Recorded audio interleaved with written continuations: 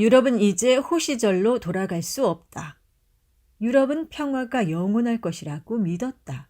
우르줄라 폰데어 라이엔 유럽연합 집행위원장이 2월 28일 유럽의회 연설에서 유럽은 평화가 영원할 거란 환상 속에서 살아왔다라고 했습니다. 그의 말을 따져보면 유럽은 한때 평화가 영원할 것이라고 믿었다는 것입니다.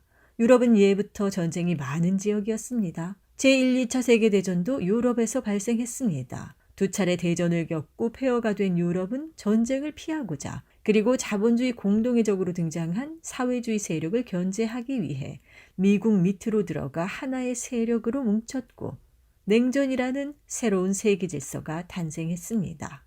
그러다 소련과 동유럽 사회주의가 붕괴하면서 미국과 유럽에 대항하는 자가 없어졌습니다. 미국과 유럽은 역사는 끝났다라며 체제 경쟁의 승리를 선언했습니다. 아마 이때 이후 유럽은 태평성대 무궁번영을 꿈꾸었고 평화가 영원할 것이라고 믿었던 것 같습니다. 그러나 지금 러시아가 다시 강대국으로 부활했습니다. 부활했을 뿐만 아니라 관계가 완전히 뒤집어졌습니다. 그것은 우크라이나 전쟁에서 여실히 드러납니다. 미국과 유럽은 우크라이나 전쟁에서 우크라이나와 함께 싸우고 있지만 러시아에 계속 밀리고 있습니다.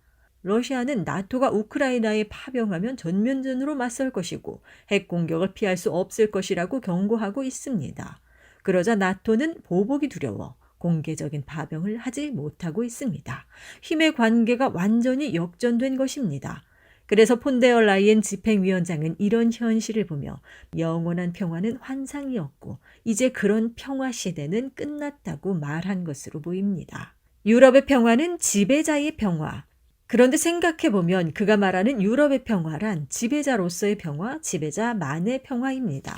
미국을 중심으로 하는 체제에서 미국이 만든 미국을 따르는 국가들만의 가짜 평화입니다. 그들의 상대편에도 평화가 있었을까요? 아니었습니다. 미국과 유럽의 말을 듣지 않는 나라들의 평화는 없었습니다. 아프가니스탄은 2001년부터 2021년까지 무려 20년 동안 미국과 유럽의 공격을 받았습니다. 미국이 세운 친미 정권의 아프간 보안군과 이에 맞선 탈레반군의 사망자는 도합 12만 명에 달하며 민간인 사망자도 4만 6천 명이 넘습니다. 미군은 테러 분자를 제거한다는 명분으로 무인기를 동원해 남녀노소 가림없이 민간인을 학살했습니다. 2010년 재미로 민간인을 죽여보자며 모인 미군 장병들이 3차례나 아프간인을 학살한 킬팀 사건. 2012년 미군 병사 1명이 중무장하고 민간인 마을에 가서 16명이나 학살하고 시신을 태운 칸다하르 학살 사건 등 학살 사건이 끊이지 않았습니다. 20년에 걸친 전쟁으로 아프간 전 국토는 폐허가 되었고 경제는 붕괴했습니다. 이런 일은 중동 지역에서도 계속되었습니다. 이라크는 원래 중동 국가 중에서 상당히 개방적이고 발전한 나라였습니다. 그러나 1991년, 2003년 두 번의 전쟁을 치르고 이후 내전에 빠지면서 엄청나게 많은 사람이 죽었고 막대한 석유 자원도 미국과 유럽에 빼앗기면서 극빈국으로 전락했습니다.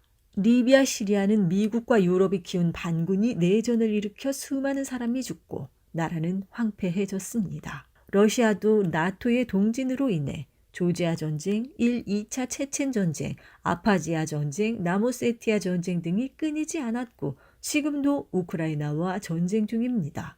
북한은 소련과 동유럽 사회주의 해체 후 미국의 일상적인 핵 공격 위협을 받게 되었습니다. 북한은 핵 공격에 대비해 국력을 집중해야 하는 상황에서 미국의 대북 제재까지 더해져 극심한 경제 위기인 이른바 고난의 행군을 겪어야 했습니다. 중국의 경우 지금 대만과의 전쟁 가능성이 점점 커집니다. 언론들은 중국이 대만을 침공하려고 한다고 보도하지만 사실 미국이 대만의 독립을 부추겨 전쟁 위기를 조장하고 있습니다. 지난 3월 19일에도 대만 국방부 장관은 중국 본토에서 불과 1.8km밖에 안 떨어진 대만 진먼섬에 미군이 주둔 중이라고 밝혀 논란이 되었습니다. 이처럼 유럽은 영원한 평화를 누리고 있다고 생각했지만 그 시각에도 세계 곳곳에서는 미국과 유럽이 일으키거나 조장한 전쟁 그리고 전쟁 위협으로 참화와 불안을 겪고 있었습니다. 미국을 믿을 수 없는 유럽, 또 폰데어 라이엔 집행위원장은 미국의 지원이 있든 없든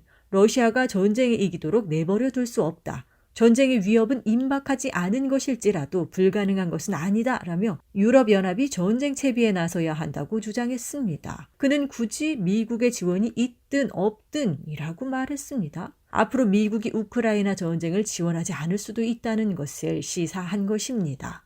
또 이 말에는 더 이상 미국을 믿을 수 없다는 마음도 담겨 있습니다. 미국의 차기 대통령으로 유력한 도널드 트럼프 전 대통령은 2월 10일 선거 유세에서 나토 회원국들이 방위비를 충분히 늘리지 않으면 러시아가 그 나라를 공격하도록 장려하겠다는 충격적인 발언을 했습니다. 트럼프 집권 시기 함께했던 참모들도 트럼프가 재집권하면 나토를 탈퇴할 것이라고 경고했습니다. 3월 20일 트럼프는 영국의 한 방송에 출연해 유럽의 나토 회원국들이 국내 총생산의 2% 이상을 국방비로 지출하면 미국은 나토에 잔류할 것이라고 밝혔습니다. 이 말을 뒤집어 보면 유럽 나라들이 국방비를 올리지 않으면 나토를 탈퇴하겠다는 말과 같습니다. 미국의 우크라이나 지원 예산안도 공화당 강경파의 반대로 하원 문턱을 넘지 못하고 있습니다. 미국의 우크라이나 지원이 이제 끝나가고 있습니다.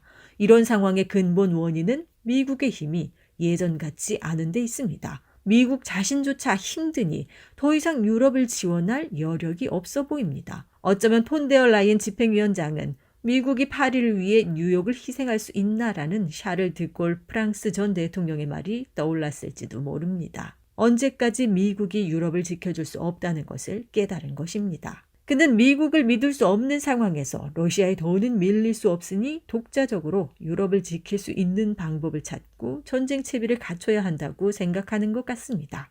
유럽 재무장은 가능한가? 그런데 이게 가능할까요? 자본주의 체제에서 국방력 강화를 위해서는 돈이 필요합니다. 군수업체에 애국심으로 무기를 만들어 납품하라고 할 수 있나요? 돈을 줘야 무기를 만들 수 있습니다. 병사를 늘리려고 해도 돈이 있어야 합니다. 돈이 있어야만 국방력을 키울 수 있습니다. 유럽은 러시아를 제재하면서 원자재와 에너지 가격 상승으로 엄청난 경제적 어려움을 겪고 있습니다. 2월 15일 유럽연합 집행위원회는 유럽 경제전망 동계 보고서를 발표해 올해 유럽연합 경제성장률이 0.9%, 유로존은 0.8%에 불과할 것으로 전망했습니다. 경제협력개발기구의 올해 세계 경제성장률 전망치인 2.9%의 3분의 1도 안 되는 낮은 수치입니다. 유럽 경제의 기관차인 독일은 2월 21일 자국의 올해 경제성장률을 0.2%로 추산했습니다. 이렇게 경제가 어려운데 정부 예산을 국방비에 투입한다? 그럴 돈도 없고 국민들도 동의하지 못할 것입니다. 국방력을 키우기 위해서는 과학기술도 필요합니다. 현대전은 최첨단 전쟁입니다. 재래식 무기뿐 아니라 핵무기, 대륙간 탄도미사일, 극초음속 미사일 등 전략무기, 첨단 무기가 전쟁의 승패를 결정합니다. 이런 과학기술을 발전시키기 위해서는 무엇보다 인재가 필요합니다. 기초과학인 수학, 물리학, 화학 등과 무기 관련 공학에 훌륭한 인재가 몰려야 합니다. 그런데 미국과 유럽의 많은 인재들은 돈벌이가 잘 되는 월가 금융업계로 몰립니다. 한국에서는 해마다 가장 공부 잘하는 상위 3,000명의 학생이 의대로 몰려갑니다. 반면 북한의 경우 가장 우수한 인재, 즉 전국 최고의 두뇌들이 해마다 핵과 미사일을 개발하는 곳으로 간다고 합니다. 월간조선 2016년 1월호는 기사에서 우리나라의 수재들이 성형외과에서 돈 벌기 위해 수술을 할 때 북한은 당 차원에서 최고 수재들을 모아놓고 전략적으로 한 가지만 연구하게 하는데 전국에서 최고 머리 좋다는 사람들을 모으면 저렇게 무서운 힘을 낼 수 있다라고 소개했습니다. 이런 상황에서 유럽이 과학기술을 발전시켜 국방력을 키우기에는 한계가 있어 보입니다. 또 국방을 강화하기 위해서는 국민의 지지가 필요합니다. 국방을 강화하기 위해서는 많은 국가 예산과 자원, 인재를 투입해야 하므로 국민의 전폭적인 지지가 반드시 있어야 합니다. 때로는 허리띠를 졸라매는 국민의 희생이 뒤따를 수도 있습니다. 국민은 자신이 위협받을 때 자신을 지키기 위해 자기 것을 빼앗겼을 때 그것을 되찾기 위해서 기꺼이 희생을 감수할 수 있습니다. 우리도 일제히에 나라를 빼앗겼을 때 목숨을 바쳐 독립을 위해 싸우고 또 직접 싸우지 못하면 목숨 걸고 독립운동을 지원한 역사가 있습니다. 그러나 지금 유럽은 자기 것을 빼앗겨서 문제가 발생한 것이 아니라 미국을 따라다니며 남을 위협하고 못살게 하고 약탈하다가 문제가 발생한 것입니다. 우크라이나 문제만 봐도 더 이상 나토가 동진하지 않는다는 러시아와의 약속을 지켰으면 전쟁이 나지 않았을 것입니다. 괜히 러시아 코앞에 있는 우크라이나를 나토에 가입시키려다 이 지경에 이르게 된 것입니다. 우크라이나는 유럽만 믿고 러시아 출신 국민에게 러시아어 사용을 금지하는 등 반러시아 정책을 강화하였다고 합니다. 이런 경우 국민을 설득할 명분이 없습니다. 국민의 지지가 약할 수밖에 없습니다.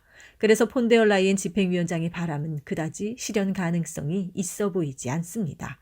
유럽은 너무 노쇠해져 버렸습니다.